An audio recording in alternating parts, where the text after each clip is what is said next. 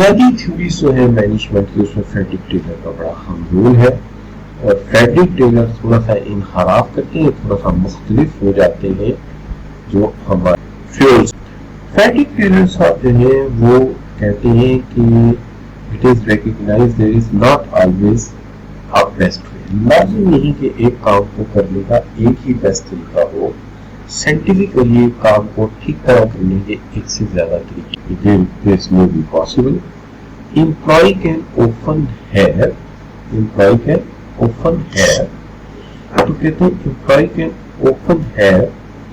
considerable insight into the job and can make important struggle for کہ employee جو ہے وہ considerable insight a job کام کر سکتا ہے اور وہ امپورٹنٹ سجیشنز دے سکتا ہے امپروو کرنے کے لیے کسی بھی۔ پہلی بات ایک کام کرنے کا ایک سے زیادہ طریقہ ہو سکتا ہے، دوسری بات امپلائی اہم ریکمنڈیشنز دے سکتا ہے، can give important suggestions and many workers can motivate by other method than the tight control and reward۔ tight control اور reward کے علاوہ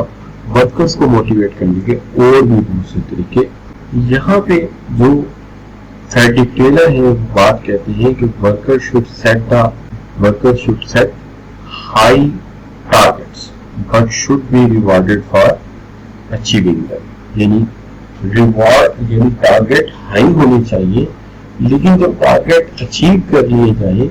تو ان کے بدلے میں اچھا ریوارڈ بھی ملنا چاہیے، انعام بھی ملنا چاہیے۔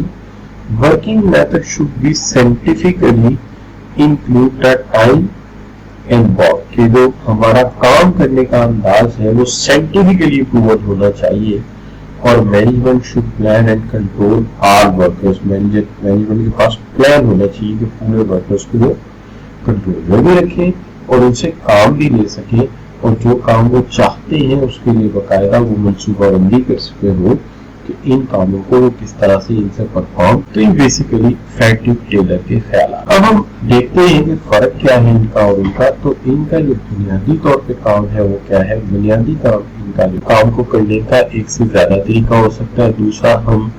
ورکر سے امپورٹنٹ ریکمنڈیشن لے کر اس کو بہتر کر سکتے ہیں، تیسری بات یہ ہے اگر ہم ورکر کے لیے ہائی ٹارگیٹس رکھتے ہیں تو ہائی ٹارگیٹس کے بدلے ریوارڈ بھی اچھا دینا چاہیے، اور میتھڈ جو بھی استعمال ہو ان میں متھ نہیں ہونی چاہیے، یعنی کسی مفہوم الحواس یا کسی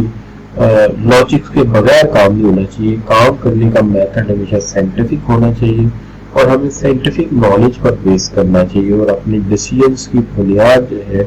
وہ سائنٹیفک بنیادوں پر رکھنی چاہیے، ڈیٹے پر رکھنی چاہیے، ریسرچ پر رکھنی چاہیے، نہ کہ ہمیں جو ہے وہ کیا کہتے ہیں کہ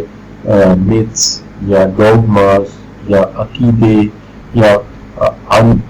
کیا کہتے ہیں کہ وہ انٹیسٹیبل فیکٹس کے اوپر نہیں رکھنی چاہیے بلکہ ٹیسٹیبل فیکٹس۔ اور مینجمنٹ کو پلان کرنا چاہیے کہ ورکر سے کس طرح سے بہتر طریقے سے کام لیا جائے۔ یہ وہ پوائنٹس ہیں جو ہمیں بتاتے ہیں فریڈرک ٹیلر۔